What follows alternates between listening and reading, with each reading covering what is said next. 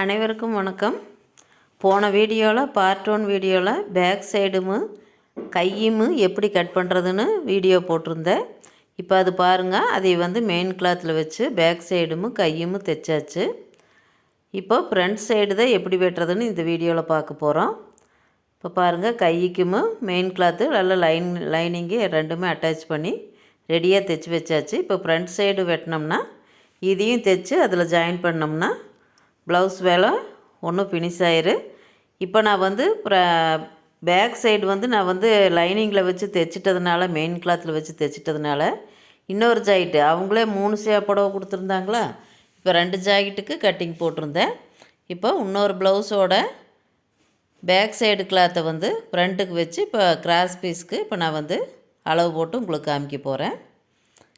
இப்போ அது மெயின் கிளாத்தில் வச்சு தைச்சிட்டதுனால பேக் சைடு துணியை அப்படியே வச்சு நாம் இப்படி மார்க் பண்ணிக்கலாம். ஏகமும் ஃப்ரண்ட்டில் நம்ம ஓப்பன் சைடு நம்ம பக்கம் போட்டுக்கணும், ஃபோல்டிங் சைடு ஆப்போசிட்டில் வச்சு திருப்பி வச்சு தான் இப்போ நாம் இப்படி மார்க் பண்ணிக்கிறோம். பேக் சைடு அளவு அப்படியே நாம் ஏகம் மார்க் பண்ணிக்கலாம். இப்போ கழுத்தளவு மாறு. இப்போ பாருங்கள், பேக் சைடு அளவுலேருந்து கொஞ்சம் ஒரு 1/4 இன்ச்சுக்கு ஃப்ரண்ட்டில் கொஞ்சம் ஒரு 1/4 இன்ச்சுக்கு சேர்த்து இப்படி ஒரு கோடு போட்டுக்கலாம். எதுக்குன்னா, ஹூக் பட்டிக்கிட்ட ஒரு 1/4 இன்ச்சு நம்ம தையலுக்கு வச்சு அடித்து உள்ளே திருப்புறமில்லைங்க, அதுக்கு ஆம்கோல்கிட்ட இப்படி ஒரு பாக்ஸ் பண்ணிக்கலாம். ஆம்கோலுக்கு பேக் சைடில் மேலே 3 இன்ச்சு கீழே 3.5 இன்ச்சு எடுத்திருந்தேன். இப்போ அதே அளவு இப்போ பாக்ஸ் மார்க் பண்ணியிருக்கிறோம். இப்போ ஃப்ரண்ட்டுக்கு மேலே 3ன்னா கீழே 3 தான் போடணும். அது எப்படின்னு உங்களுக்கு சொல்கிறேன். இப்போ கழுத்தளவை மார்க் பண்ணிக்கலாம். கழுத்தளவு இப்படி தையலுக்கு நம்ம எங்கே தைக்கிறோமோ கழுத்து ஷோல்ட்ரு அதை ஒரு கோடு போட்டுட்டு அதிலிருந்து கழுத்து அப்படியே அளவு ஜாக்கிட்டு இருக்கிற கழுத்து அப்படியே அளவு போட்டு வரைஞ்சிக்கலாம். நாம் அளவு டேப் அளவு எடுத்து போட்டும் வரையலாம். நாம் அளவு ப்ளவுஸில் இருக்கிற அளவு அப்படியே நம்ம அந்த ஃபஸ்ட்டு கோடு போட்டுருக்குறோம்லங்க, பேக் சைடு கிளாத்துக்கு ஃபஸ்ட்டு கோடு போட்டிருக்கிறோம்லங்க அளவு எடுத்ததில், அதே அளவுக்கு இப்போ நம்ம வேணுன்னா டேப் அளவும் எடுத்துக்கலாம். டேப் அளவு எடுத்தால் உங்களுக்கு 6 இன்ச்சு வருது. இப்போ நான் அளவு ப்ளவுஸில் இருக்கிற கழுத்து அப்படியே ஃபஸ்ட்டு கோடு தொடுற மாதிரி இப்படி வரைஞ்சிக்கணும். ரெண்டாவது கோடு இல்லை, ரெண்டாவது கோடு நம்ம அடித்து திருப்புறது ஃபஸ்ட்டு கோட்டுக்கு அது முட்டுற அளவுக்கு நம்ம அளவு துணி போட்டு அப்படியே வரைஞ்சிக்கலாம். இப்போ அதிலிருந்து பட்டி வரைக்கும் எந்த அளவுன்னு அதுலேயே அதே துணி வச்சு குறிச்சிக்கிறோம். 3.5 இன்ச்சு வருது. அதிலிருந்து நம்ம கழுத்துலேருந்து பட்டி வரைக்கும் 3.5. நீ அதுக்கு மேலே நம்ம மேலே கழுத்து பக்கம் டாட் பிடிக்கிறது, கீழே பட்டி ஜாயின் பண்ணுறது 3க்கும் சேர்ந்து 1.25 இன்ச்சு மார்க் பண்ணியிருக்கிறேன். அது இந்த வீடியோவில் கொஞ்சம் கவர் ஆகலை. துணி இன்னும் கொஞ்சம் மேலே எடுத்து காமிப்பேங்க, அப்போ தெரியும். இப்போ நாம் மேலேருந்து டாட்டோட இறக்கம் மார்க் பண்ணிக்கலாம். துணி இழுக்கக்கூடாது. துணி எந்த ஷேப்பில் இருக்குதோ அதே அளவுக்கு மேலே ஷோல்டர்லேருந்து அந்த டாட்டோட அந்த பாயிண்ட் வரைக்கும் கரெக்டாக வச்சு துணி இழுக்காத அப்படியே நம்ம குறிச்சிக்கிறோம். அதிலிருந்து டாட்டு அந்த பாயிண்ட்லேருந்து டாட்டோட உயரம் குறிக்கணும். இப்போ பாருங்கள், துணி மேலே எடுத்து விட்டு உங்களுக்கு காமிக்கிறேன். இப்போ இது வீடியோவில் தெரியலைங்களா, துணி கொஞ்சம் இழுத்து விட்டால் பாருங்கள், அந்த பாயிண்ட்லேருந்து டாட்டோட உயரம் அது போக நம்ம தையலுக்கு ரெடி அளவு தையலுக்கு இப்போ இது ஒரு கோடு போட்டுக்கலாம். இப்போ பாருங்கள், கழுத்திலிருந்து பட்டி வரைக்கும் அந்த 1.25 இன்ச்சு குறிச்சோம்லங்க, அதுவும் பாருங்கள் அந்த டாட்டு இப்போ தெரியுது வரும் கீழே. இப்போ நம்ம மேலிருந்து டாட்டோட இறக்கம் குறிச்சோம்ல, அதுக்கு ஒரு கோடு போட்டுக்கிறோம். அது எதுக்குன்னா, இப்போ பாருங்கள், கொக்கியிலிருந்து அந்த டாட் பாயிண்ட்டுக்கு நாம் அந்த கோட்டில் தான் நம்ம அளவு குறிக்கணும். இந்த 2வது கோட்டில் இல்லை, ஃபஸ்ட்டு கோட்டில் இருந்து தான் கொக்கியிலிருந்து டாட்டோட பாயிண்ட்டுக்கு.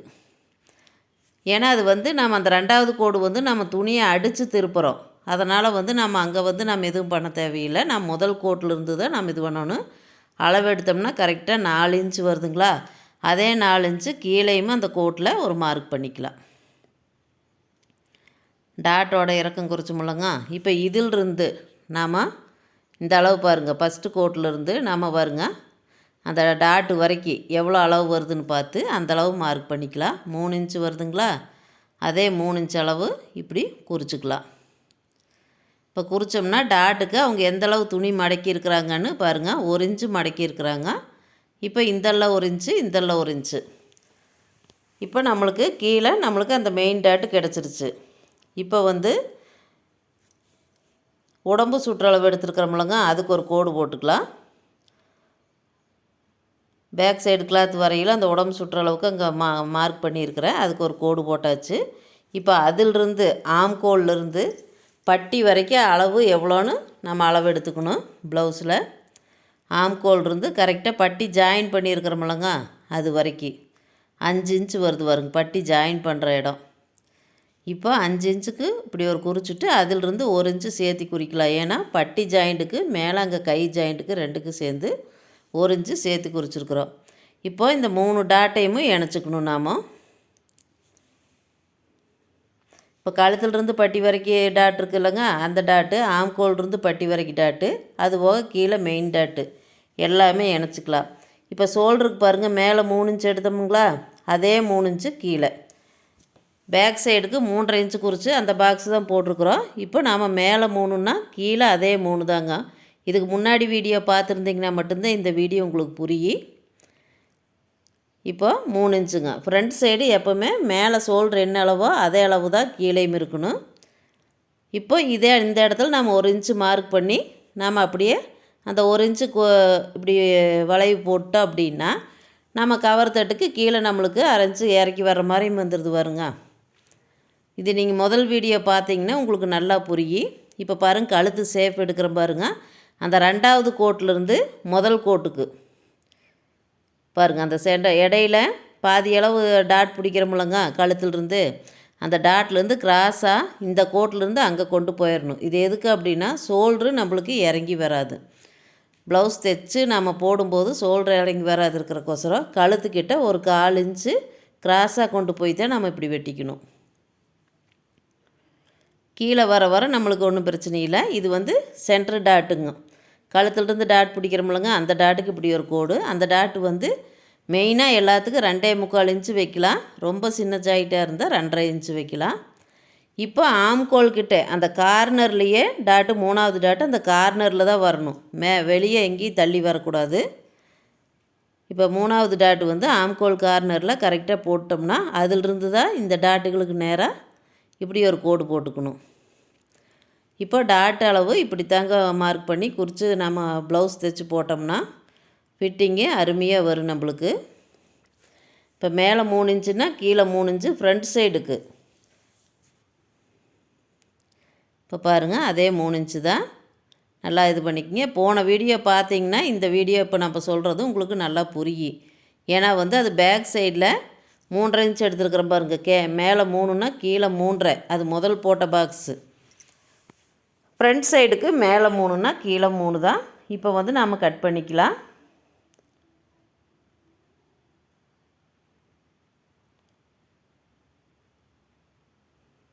அந்த சேஃபு 1/4 இன்ச்சு எடுத்துருக்குறோம்லங்க, அதை அப்படியே கிராஸாக கொண்டு போய் பாருங்க அந்த 2வது கோட்டில் இப்படி வெட்டிக்கணும்.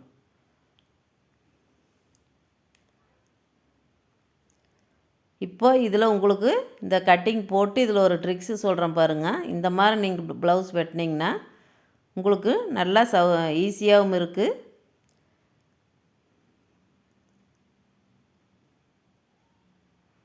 இப்போ கட் பண்ணிட்டோம். இப்போ எல்லாத்துக்கும் ஒரு அறுக்காத்து போட்டுக்கலாம். இப்படி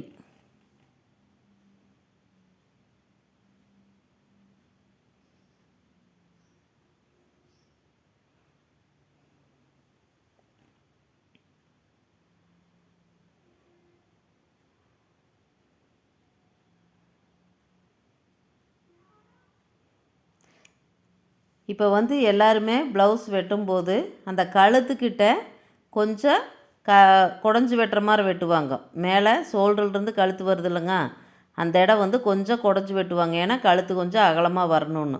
அப்படி வெட்டினோம்னா கழுத்து அகண்டுட்டு போகிற மாதிரி போகும். இப்படி வெட்டுவாங்க நிறையா பேர். நான் அப்படி வெட்ட மாட்டேங்க. இப்போ ப்ளவுஸில் இப்போ இருக்கிற சேஃப் இப்படியே வெட்டிக்கிறது.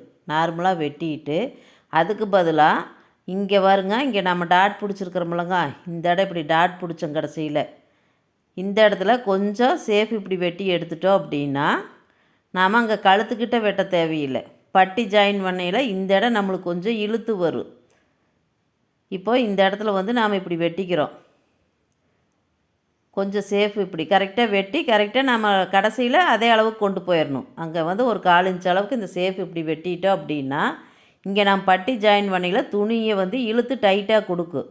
டைட்டாக கொடுக்கையில் அது என்னன்னா கழுத்துக்கிட்ட துணி பாருங்கள் இழுத்து வருது. இங்கே டைட் ஆகையில் அந்த கழுத்து வந்து அங்கே அகலமாயிக்கி.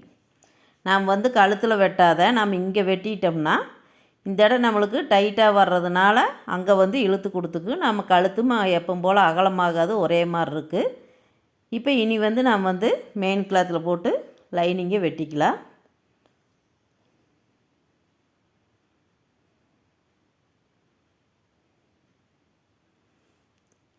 ஃபுல் கிராஸில் தான் போட்டு வெட்டியிருக்கிற லைனிங்கு, அதே மாதிரி இதுக்கும் ஃபுல் கிராஸில் போட்டுக்கலாம்.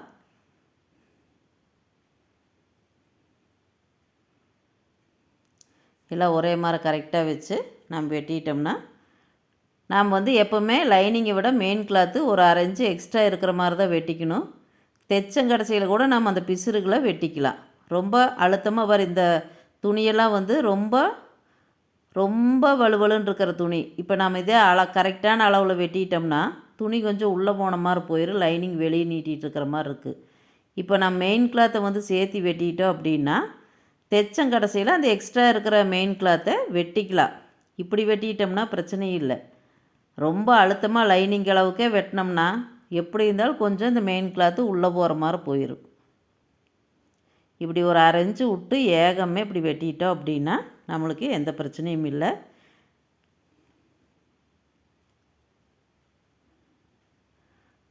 அவ்வளோதாங்க, லைனிங்கும் மெயின் கிளாத்தும் இப்போ வெட்டியாச்சு. இப்போ பட்டி எப்படி வெட்டணும் அப்படிங்கிறது நான் வந்து ஏற்கனவே ஷார்ட்ஸ் வீடியோவில் போட்டிருப்பேன்.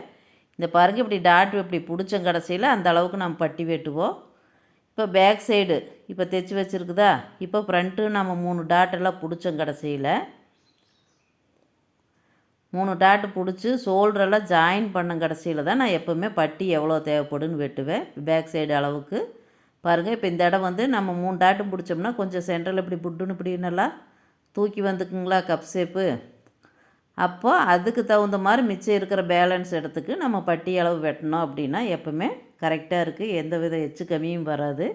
நான் எப்போவுமே தைச்சி போட்டு கடைசியாக தான் பட்டி இப்படி தான் வெட்டுவேன். இப்போ இவ்வளோதாங்க, 2 வீடியோவாக போட்டாச்சு. பேக்கு கட்டிங் ஒன்று, ஃப்ரண்ட் சைடு கட்டிங் ஒன்று, 2 வீடியோ போட்டாச்சு.